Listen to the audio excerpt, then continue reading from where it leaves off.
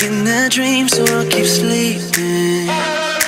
So numb, I feel no pain at all. So let's just free fall off the deep end. One night, one chance, let's go. So can we take just a moment? Can we take just a moment with you right next to me? So can we take just a moment? Can we live in the moment right now? You're all that I need. I don't wanna wake up. Don't wanna wake up. Don't wanna wake up. I don't wanna wake up. Las empresas se clasifican de acuerdo con su tamaño, su finalidad y su actividad económica.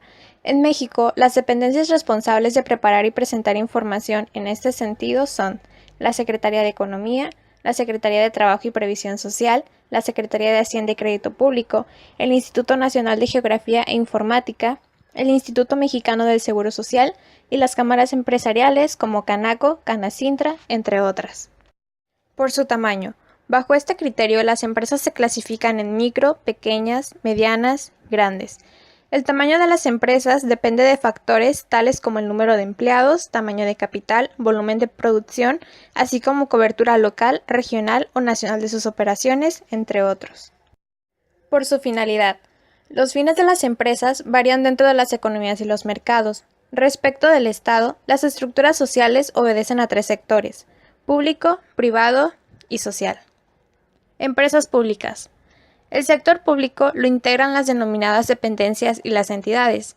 Las primeras son las secretarías del despacho del Ejecutivo Federal, como Gobierno, Hacienda y Crédito Público, del Trabajo y Previsión Social, etc., llamadas también secretarías de Estado. Por su parte, las entidades son las empresas públicas, los fideicomisos y otros organismos públicos como el Instituto Mexicano del Seguro Social, Petróleos Mexicanos, Universidad Nacional Autónoma de México, entre otros. Empresas privadas son aquellas en las que el capital proviene de los particulares. Este es el caso de todas las sociedades mercantiles, anónimas, de capital variable, entre otros esquemas jurídicos. Por su actividad económica. En razón de lo que hacen y cómo lo hacen desde el punto de vista empresarial económico, las organizaciones empresariales pueden clasificarse en extractivas, agropecuarias, de transformación o manufactureras, comerciales, de servicios. Empresas extractivas son las que se dedican a explotar recursos naturales como el petróleo, el agua, la madera, el cobre y otros metales preciosos. Las fuentes de extracción son el subsuelo, los ríos, el mar y la atmósfera. Ejemplos de estas empresas son Pemex, Minera Autlán, Altos Hornos de México y Conagua. Empresas agropecuarias son las organizaciones que se dedican a la explotación del campo y sus recursos, tales como la agricultura y la ganadería. La actividad agropecuaria es la que provee a la sociedad de alimentos para el consumo humano y también para usos industriales. Empresas de transformación o manufactureras. Las empresas industriales o manufactureras transforman materias primas e insumos en bienes terminados para el consumo, tales como computadoras, automóviles, bolígrafos, ropa, ladrillos para la construcción, ventiladores, etc. Empresas comerciales. Son las que operan el proceso de distribución de los bienes que las fábricas producen y que definen el sistema comercial o distributivo en una economía.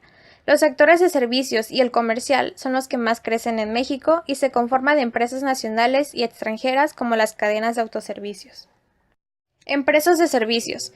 Estas no producen bienes tangibles, pero sí bienes intangibles que se operan en forma de actividades, tales como las clínicas de belleza y salud, las líneas de autobuses, los diversos profesionales, la educación, entre otros.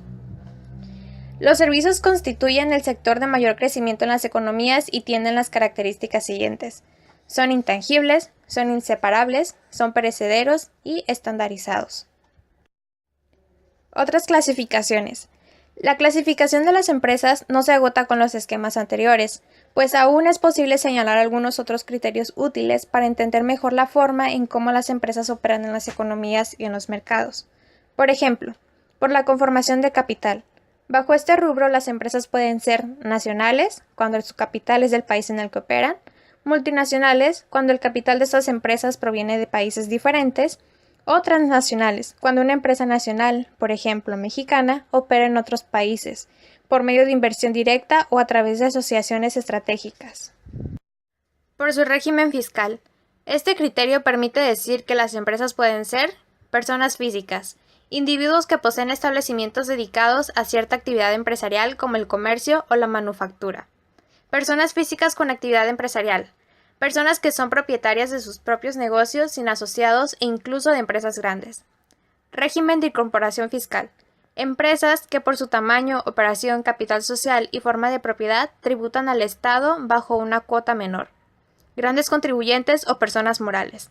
Sociedades mercantiles que tributan como empresas grandes o medianas y que por el volumen de sus ingresos anuales superan los parámetros establecidos por la ley. Por su función social.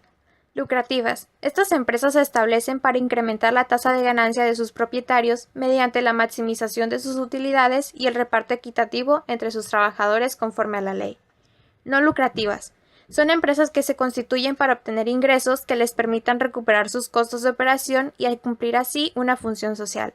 Por ejemplo, la Cruz Roja o las denominadas organizaciones no gubernamentales.